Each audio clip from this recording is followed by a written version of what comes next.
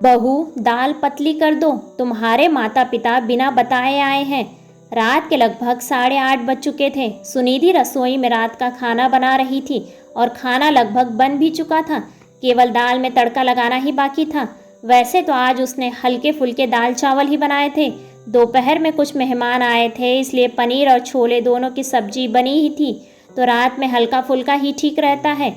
अभी सुनिधि यही सोच ही रही थी कि उसकी सास राधा जी ने रसोई में प्रवेश किया। बहू, शिल्पा के सास ससुर आने वाले हैं, फटाफट से खाना बना दो, कुछ बढ़िया सा बना देना। आखिर समधी जी आए हैं, कोई कंजूसी मत करना। ऐसा ना हो कि कल को शिल्पा को 2 बातें सुनना पड़े। मैं ज़रा सोफे का कवर बदल देती हूँ। सुनिधि के जवाब की प्रतीक्षा किए बिना ही सास राधा जी बाहर चली गईं, क्योंकि वह जानती थी कि सुनिधि सब संभाल लेगी। लेकिन राधा जी की बात सुनते ही सुनिधि को 10 दिन पहले की घटना याद आ गई और ना चाहते हुए भी उसका मन एक बार फिर दुखी हो गया।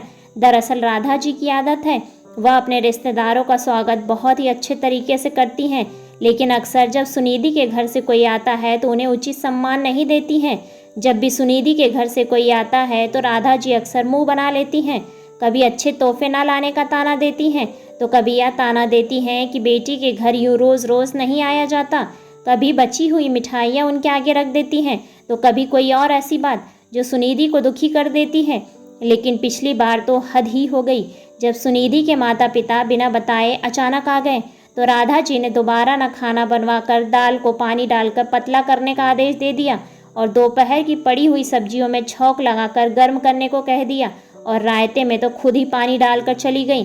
केवल खाने पीने में ही नहीं, अक्सर वह अपनी बातों में कह देती कि सुनिधि के परिवार में से किसी का भी यहाँ आना उन्हें पसंद नहीं है।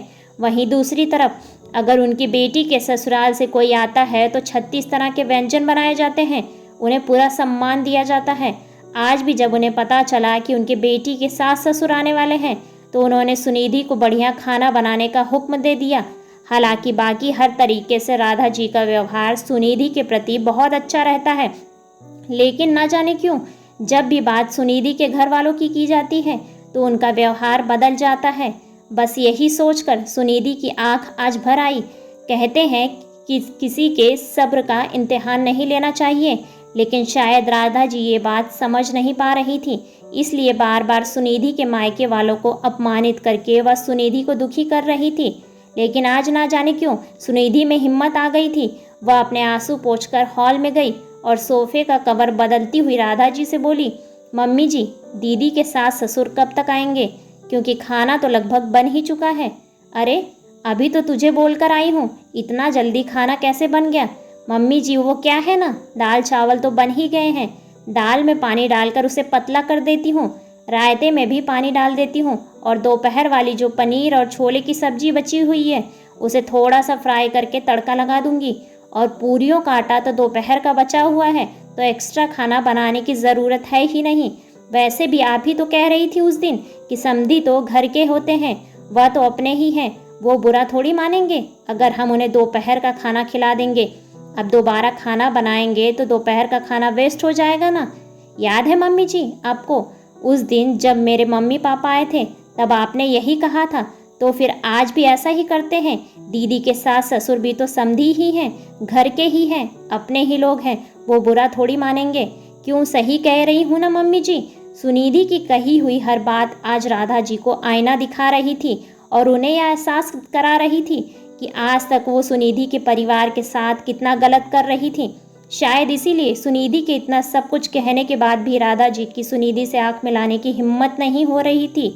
लेकिन फिर भी गलती का एहसास होने पर गलती को स्वीकार न करना यह राधा जी की फितरत नहीं थी।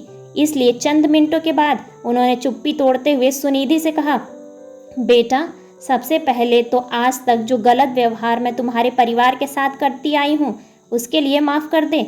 और दूसरी बात, मैं तुझसे वादा करती हूँ कि जिस तरीके का व्यवहार शिल्पा के ससुराल वालों के साथ करती हूँ, उन्हें जो मान सम्मान देती हूँ, वही सम्मान और अपनापन मैं तुम्हारे परिवार को भी दूंगी। देर से ही सही, लेकिन मुझ पर गुस्सा करके मुझे 2 बातें सुनाकर सही राह दिखाने के लिए थैंक यू बेटा। दोस्तों, अक्सर यह देखा गया है कि लड़के वालों का व्यवहार लड़की वाले के प्रति अच्छा नहीं होता, उन्हें उचित सम्मान नहीं दिया जाता। जिस माँ बाप ने तुम्हें अपने जिगर का टुकड़ा दे दिया। उनका सम्मान करना अत्यंत आवश्यक है, लेकिन फिर भी हमारा समाज उनकी अवहेलना करता है। इस विषय पर आपका क्या विचार है? यह कहानी आपको कैसी लगी? हमें कमेंट बॉक्स में कमेंट्स करके ज़रूर बताएं। ऐसे ही बेहतरीन कहानियों को सुनने के लिए वीडियो को लाइक और चैनल को सब्सक्राइब करें और अपने विचार कमेंट्स बॉक्स में कमेंट्स करके हमें ज़रूर बताएं। धन्यवाद।